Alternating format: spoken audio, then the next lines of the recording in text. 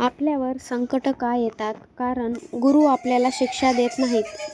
ते आपल्याला घडवत असतात. सोनं जसं अग्नीत आपल्यावर शुद्ध होतं, तसंच माणूस संकटातून गेल्यावर मजबूत होतो. संकट आलं म्हणजे गुरु दूर गेले असं नाही. संकट आलं म्हणजे गुरु अधिक जवळ आले आहेत.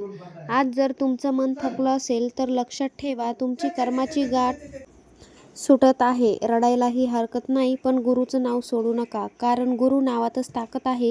गुरु नावातच उत्तर आहे. गुरु नावातच मुक्ती आहे. श्री गुरुदेव दत्त.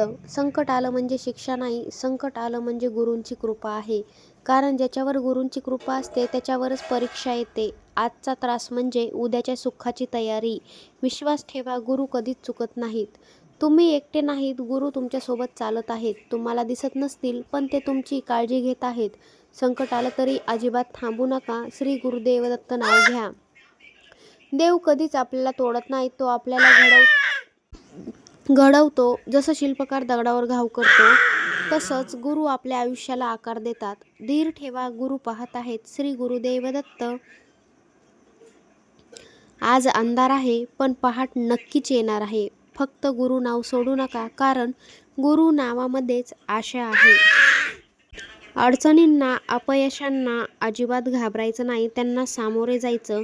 बाकी सर्व काही गुरुदेव दत्त यांच्यावरती सोडून द्यायचं.